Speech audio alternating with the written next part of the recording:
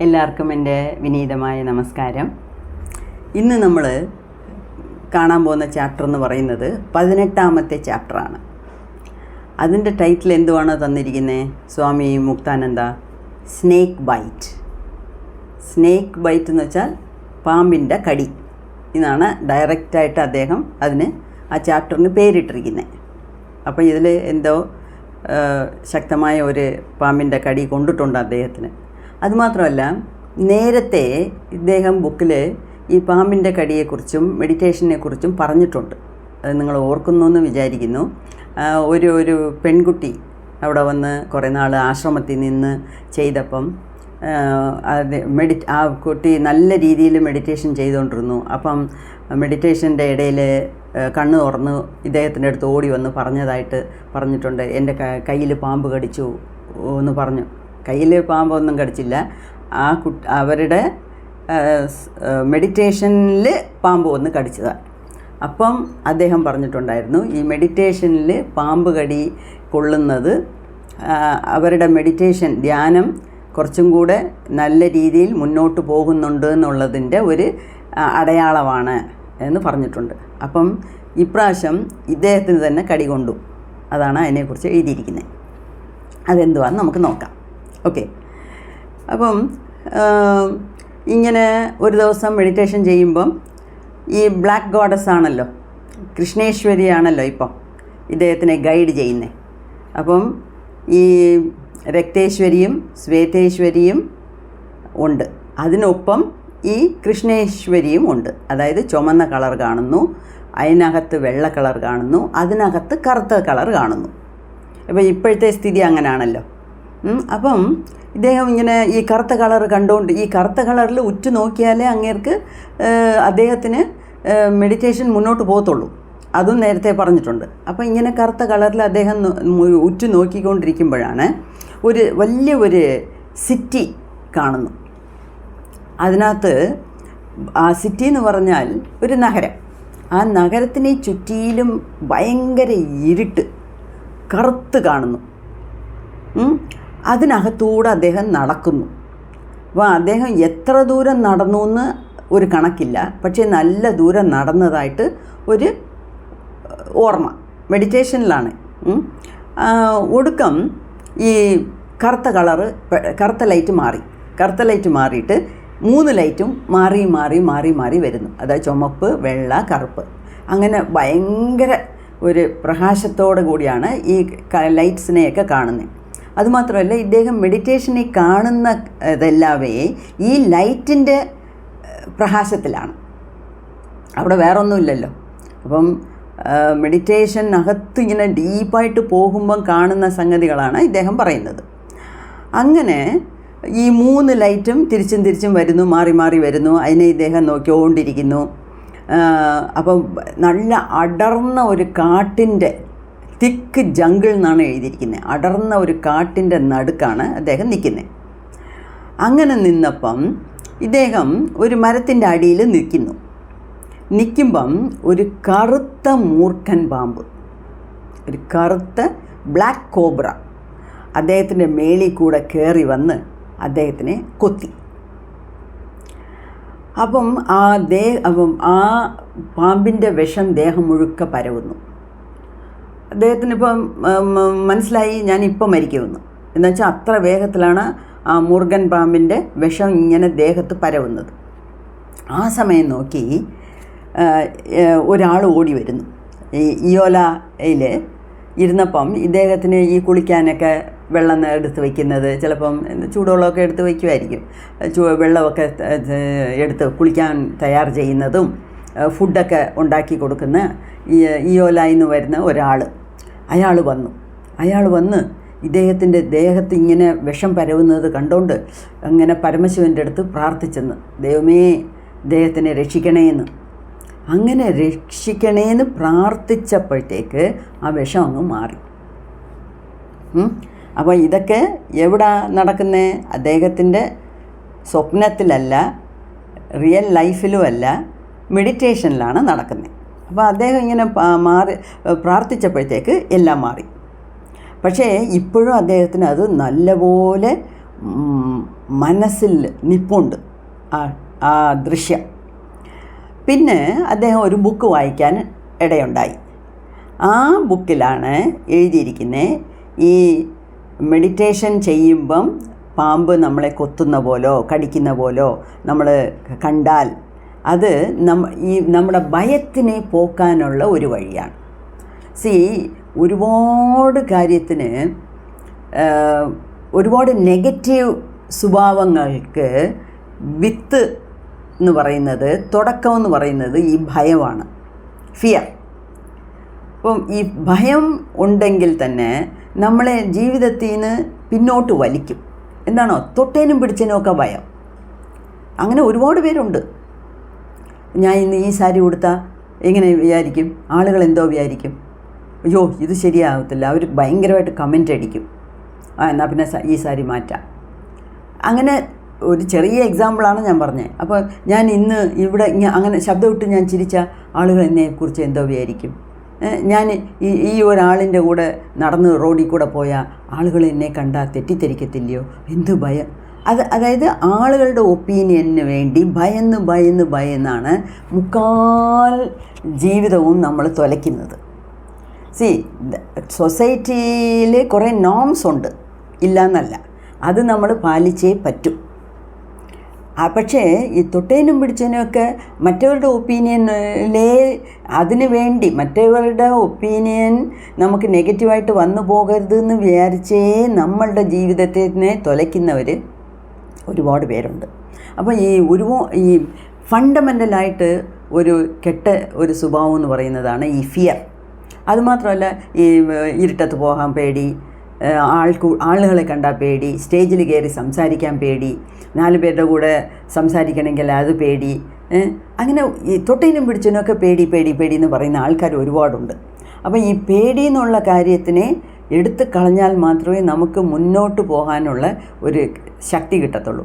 അപ്പം ഈ മെഡിറ്റേഷൻ ചെയ്യുമ്പം പാമ്പ് നമ്മളെ തീണ്ടി, പാമ്പ് നമ്മളെ കൊത്തി, അല്ലെങ്കിൽ പാമ്പ് നമ്മളെ കടിച്ചു എന്ന് കണ്ടാൽ അത് നമ്മളുടെ ഈ മനസ്സിൽ കിടക്കുന്ന മനസ്സിൽ ഉള്ളിൽ കിടക്കുന്ന ഭയത്തിനെ അങ്ങ് പോക്കും എന്നുള്ളതാണ് അദ്ദേഹം ഈ ബുക്കിൽ വായിച്ചത്.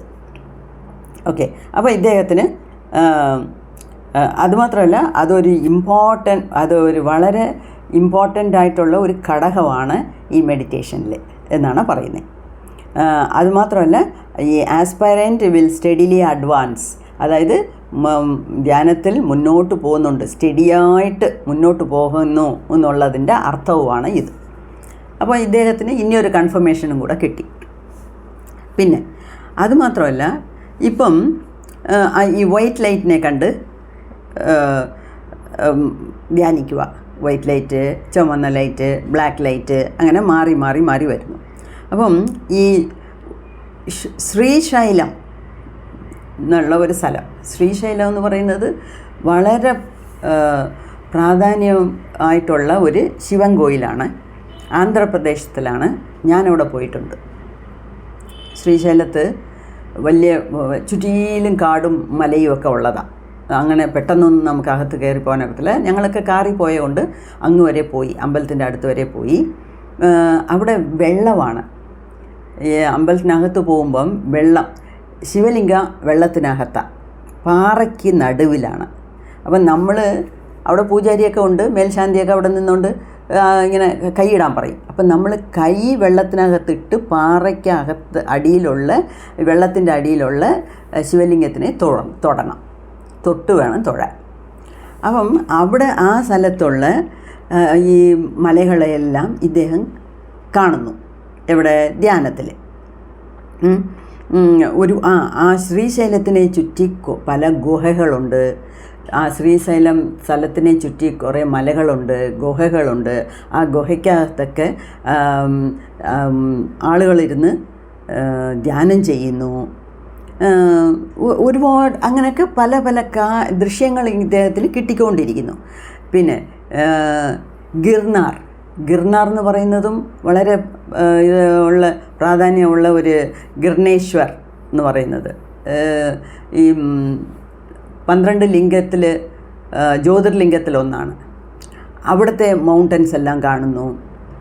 അങ്ങനെ പിന്നെ നീല കളറ്, നീല ലൈറ്റ്, ചുമന്ന ലൈറ്റ്, മഞ്ഞ ലൈറ്റ്, അങ്ങനെ എല്ലാ ലൈറ്റും മാറി മാറി മാറി കാണുന്നു. പിന്നെ ഈ പാമ്പ് കടിച്ച പോലെ മെഡിറ്റേഷനിൽ കണ്ടില്ല, അതിന് 3-4 ദിവസം കഴിഞ്ഞ് ഇദ്ദേഹം നാഗലോകത്തിലോട്ട് പോന്നു. അപ്പം നമ്മൾ കേൾക്കുന്ന പോലെ സിദ്ധലോകം, പിതൃലോകം, നാഗലോകം, ഇന്ദ്രലോകം, എല്ലാ ലോകങ്ങളും ഉണ്ട്. ഈ 7-14 ലോകം എന്ന് പറയുന്നത് സത്യം തന്നെയാണ്. അപ്പം ഇദ്ദേഹം നാഗലോകത്തിലോട്ട് പോന്നു. അവിടെ മൊത്തം മൂർഖൻ്റെ കശ, അത്രയും മൂർഖൻ ഉണ്ട്. അവരെല്ലാം ആ മൂർഖൻ പാമ്പുകളെല്ലാവേ ഈ അവിടെ നല്ല ഈ പൂക്കളൊക്കെ ഉള്ള ഒരു പൂന്തോട്ടമാണ്. ആ തോട്ടത്തിൻ്റെ ഇടയിലാണ് ഈ മൂർഖൻ പാമ്പുകളെല്ലാം ഇരിക്കുന്നത്. ഇതെല്ലാവേ നല്ല ഈ തിളങ്ങുന്ന നീല കളറിലാണ് ആ പാമ്പിൻ്റെ ദേഹമുള്ളത്. പിന്നെ ഒരു പാമ്പിനെ കണ്ടു, ഒരു മൂർഖനെ കണ്ടു. അതിൻ്റെ ദേഹത്തുനിന്നും ഭയങ്കര ഒരു അതിശക്തമായ പ്രകാശമാണ് ഇങ്ങനെ വന്നുകൊണ്ടിരിക്കുന്നത്. അങ്ങനെ ഒരുപാട് ദൃശ്യങ്ങളും ഒരുപാട് സിറ്റികളും എല്ലാം ഒന്നൊന്നായിട്ട് ഇദ്ദേഹം മെഡിറ്റേഷനിൽ കണ്ടുകൊണ്ടിരുന്നു. അതുകൊണ്ടാണ് അതിനെ നാഗലോകം എന്ന് പറയുന്നത്. പിന്നെ മെഡിറ്റേഷൻ നിന്നപ്പോഴത്തേക്ക് അദ്ദേഹം വളരെ ശാന്തമായി. ഇപ്പോൾ ഇരുട്ട്, പാമ്പ് ഇതൊക്കെ കാണുമ്പോൾ എന്തായിരുന്നാലും ഒരു ടെൻഷൻ കാണുമല്ലോ.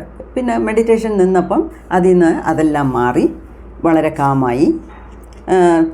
പിന്നെ ഈ സമയം തൊട്ടേ ഈ പാമ്പ് കടി കിട്ടിയ പിന്നീട് അദ്ദേഹത്തിന് ഈ കളറുകളെല്ലാം ഉണ്ടല്ലോ, red light, white light, black light, ഇത് കണ്ണടച്ച് ധ്യാനം ചെയ്യുമ്പോൾ മാത്രമല്ല എല്ലാ സമയത്തും കാണാൻ തുടങ്ങി. പകൽ എന്ത് ജോലി ചെയ്താലും അല്ലെങ്കിൽ ഗുരുവിനെ വളരെ ശക്തമായിട്ട് വിചാരിച്ച് പ്രാർത്ഥിച്ചാലും അല്ലെങ്കിൽ ഗുരുവിനോട് അങ്ങ് അടുക്കുന്ന പോലെ ഇദ്ദേഹത്തിന് മനസ്സിൽ തോന്നിയാലും ഒരുപാട് ഇതൊക്കെ ഇദ്ദേഹത്തിന് വരുന്നുണ്ട്. ഓക്കെ, അങ്ങനെ അപ്പം ഉണർന്നിരുന്നാലും കണ്ണ് തുറന്നാലും കണ്ണടച്ചാലും ഈ ലൈറ്റുകളെല്ലാം കാണുന്നുണ്ട്. പിന്നെ ഈ എല്ലാ ലൈറ്റും മാറി മാറി വരുന്നുണ്ട്. പിന്നെ എന്താ, filled with wonder, there must have been some magic in the by. King cobra എന്ന് വെച്ചാൽ ആ മൂർഖൻ്റെ കടി പെട്ടേ പിന്നീട് എനിക്ക് വലിയ ഒരു ഇമ്പ്രൂവ്മെൻ്റ് ഉണ്ടായി. എൻ്റെ മെഡിറ്റേഷനിൽ വലിയ ഇമ്പ്രൂവ്മെൻ്റ് ഉണ്ടായി. അത് തന്നെ ശിവനാഗേശ്വര, അതായത് ഈ മൂർഖൻ്റെയൊക്കെ ലീഡർ, തലവൻ ആയ ശിവനാഗേശ്വരയുടെ അനുഗ്രഹം എനിക്ക് കിട്ടിയിട്ടുണ്ട്. അതുകൊണ്ടാണ് ഇങ്ങനെയൊക്കെ പോകുന്നത് എന്ന് പറയുന്നു. പിന്നെ ഈ കാതിലൊക്കെ അടയുന്ന പോലെ വേദന കുറച്ച് നേരം ഉണ്ടായിരുന്നു. പിന്നെ അതങ്ങ് മാറി. കണ്ണ് ഇങ്ങനെ കിടന്ന് ചുറ്റുന്നു.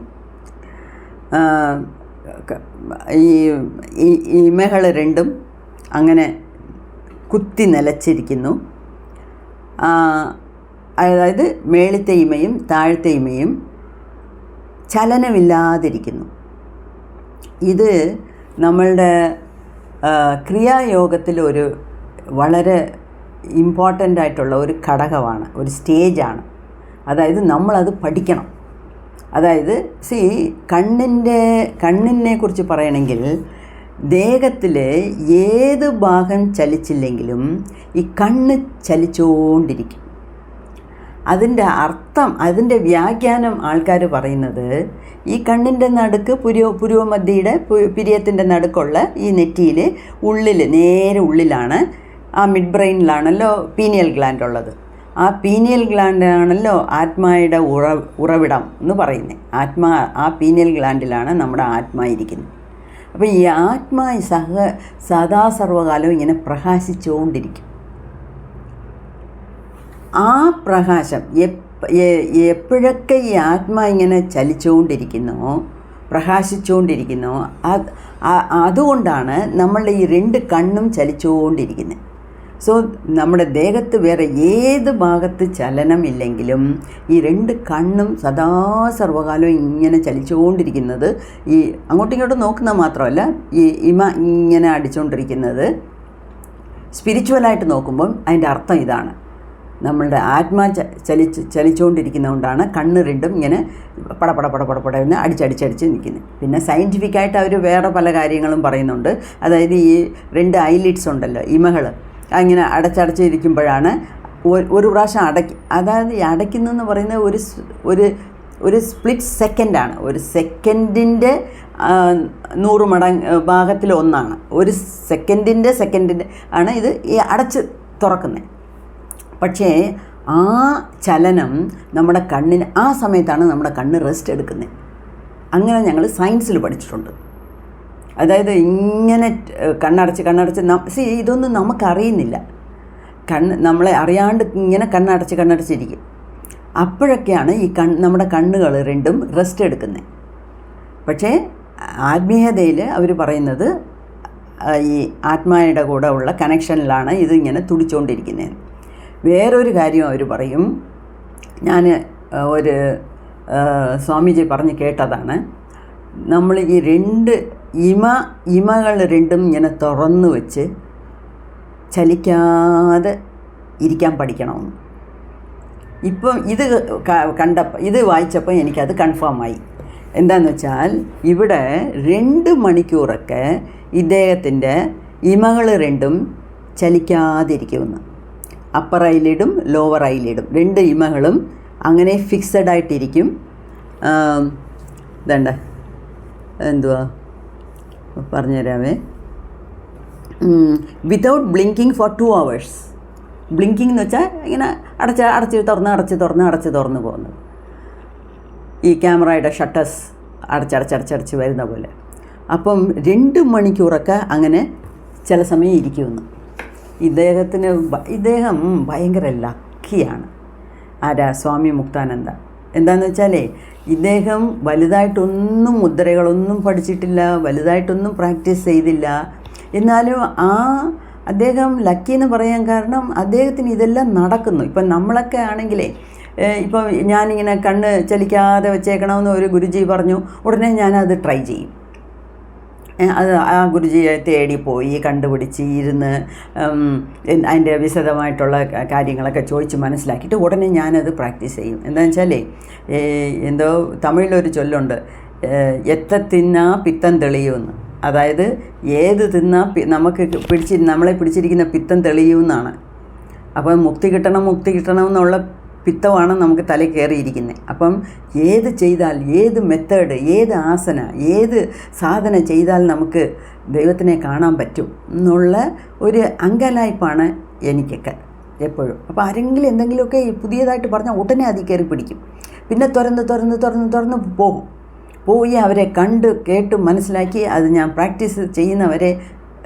പിന്നെ ഇങ്ങനെയൊക്കെ പലതും പുതിയത് പ്രാക്ടീസ് ചെയ്യുമ്പോൾ പഴയതങ്ങ് വിടും. അല്ലെങ്കിൽ 24 മണിക്കൂർ നമുക്ക് പ്രാക്ടീസിനെ പോരാ. അങ്ങനെയാണ്. അപ്പം ഈ 2 മണിക്കൂർ അദ്ദേഹത്തിന് ചലിക്കാതെ കണ്ണുകളിങ്ങനെ വെച്ചിരിക്കുന്നു പറയുമ്പം ഇതൊക്കെ ഇദ്ദേഹം ചെയ്യാത്ത കാര്യങ്ങളാണ്, പഠിച്ച് പ്രാക്ടീസ് ചെയ്യാത്ത സാധനങ്ങളാണ്. പക്ഷെ അതെല്ലാം ഇദ്ദേഹത്തിന് തന്നെത്താനേ നടക്കുന്നു. അതാണ് സ്പോണ്ടേനിയസ് എന്ന് പറഞ്ഞത്. എന്നുവെച്ചാൽ സ്വയം ഉണ്ടാവുന്നു. പിന്നെ അതിന് അദ്ദേഹത്തിൻ്റെ അടുത്ത് വലിയ ഒരു കാര്യം ഉണ്ടായിരുന്നു, ഗുരുവിൻ്റെ ഭക്തി, ഗുരുവിൻ്റെ അനുഗ്രഹം. ഇദ്ദേഹത്തിന് ഗുരുവിൻ്റെ പുറത്തുള്ള ഭക്തിയും ഗുരുവിന് ഇദ്ദേഹം തന്ന അനുഗ്രഹം. ഇപ്പം നമുക്ക് എവിടേക്കാണ് പോരായ്മ ഉള്ളത് എന്നുള്ളത് ഇതൊക്കെ വായിക്കുമ്പോൾ നല്ലപോലെ മനസ്സിലാവുന്നുണ്ട്, ഇല്ലയോ? അത് തന്നെ ഒരു ഫസ്റ്റ് സ്റ്റെപ്പാണ്. ഓക്കെ, നടക്കട്ടെ. അപ്പം ഇങ്ങനെയൊക്കെ ചെയ്യുന്നു. പിന്നെ ഇദ്ദേഹത്തിന് കണ്ണങ്ങനെ തള്ളിയിരിക്കും. ചിലപ്പോൾ തന്നെത്താനെ ഇങ്ങനെ തള്ളും. അപ്പോൾ ആൾക്കാർ ഇദ്ദേഹത്തിനെ കാണാനൊക്കെ വരുമല്ലോ. ഈ കണ്ണിങ്ങനെ തള്ളിയിരിക്കും. 2 കണ്ണിങ്ങനെ തള്ളുമ്പം ആൾക്കാർ പറയുന്നു, അയ്യോ സ്വാമിജിക്ക് ഭയങ്കര ദേഷ്യമാണല്ലോ. പിന്നെ കണ്ണ് അകത്ത് പോകുമ്പോൾ, ഈ തള്ളിയ കണ്ണ് തന്നെത്താനെ അകത്ത് പോകുമ്പം ഈ ഐ ബോൾസ് വെളിത്തള്ളുന്നു, അകത്ത് പോകുന്നു. അകത്ത് പോകുമ്പം യോ ഗുരുജി ഇപ്പോൾ എത്ര ശാന്തമായിട്ടുണ്ട് എന്ന് ആൾക്കാർ പറയുന്നു. പക്ഷേ സ്വാമി മുക്താനന്ദ എഴുതിയിരിക്കുന്നത് എനിക്ക് ദേഷ്യവും ഇല്ല, ശാന്തതയും ഇല്ല, ഞാനായിട്ട് തന്നെയാണ് ഇരിക്കുന്നത്. പക്ഷേ ഈ കണ്ണ് ഇങ്ങനെ വെളിത്തള്ളുന്നതും അകത്ത് പോകുന്നതും ഒക്കെ കാണുമ്പം മറ്റവർക്ക് അങ്ങനെ തോന്നുന്നു എന്നാണ് അദ്ദേഹം പറയുന്നത്. അതുമാത്രമല്ല, ഇങ്ങനെ കുറേ നാൾ മുന്നോട്ട് പോയി നാഡിയെല്ലാം ശുദ്ധമായി, നാഡിയിലുള്ളതെല്ലാം ഇദ്ദേഹത്തിന് പ്രാണൻ ഓടുന്നതൊക്കെ കാണാൻ പറ്റുന്നു. അദ്ദേഹവും സാധനയെ വിടാതെ അങ്ങ് ചെയ്യുക. പിന്നെ ഇദ്ദേഹം പറയുന്നത് ചന്ദ്രലോകത്തിൽ പോയി.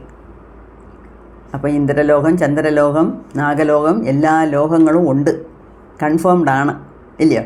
അപ്പോൾ ഇദ്ദേഹം അടുത്തത് ചന്ദ്രലോകത്തിൽ വിസിറ്റ് ചെയ്യാൻ തുടങ്ങി.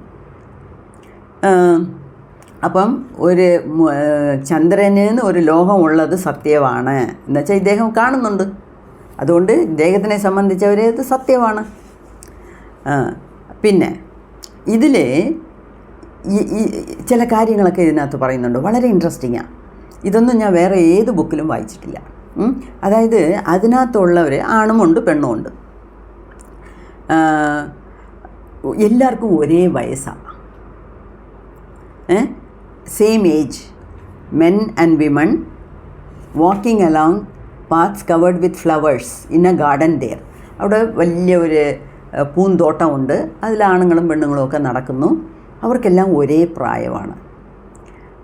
അവരെല്ലാം ഒരേ പ്രായം എന്ന് വെച്ചാൽ 90 വയസ്സല്ല, യങ്ങാണ്, നല്ല യൗവനപ്രായം, ഹെൽത്തി ആയിട്ടുണ്ട്.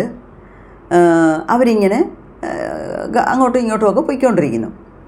പിന്നെ ആ ചന്ദ്രലോകത്ത് സൂര്യൻ്റെ വെളിച്ചം കൊണ്ടുള്ള ചൂട് അതൊന്നുമില്ല. നല്ല സോഫ്റ്റായിട്ടുള്ള, നല്ല മൃദുവായിട്ടുള്ള ലൈറ്റാണ് അതിനകത്ത് എല്ലായിടത്തും വ്യാപിച്ചിരിക്കുന്നത്. അവിടെ ഒരേ ടൗൺഷിപ്പൊക്കെ ഉണ്ട്.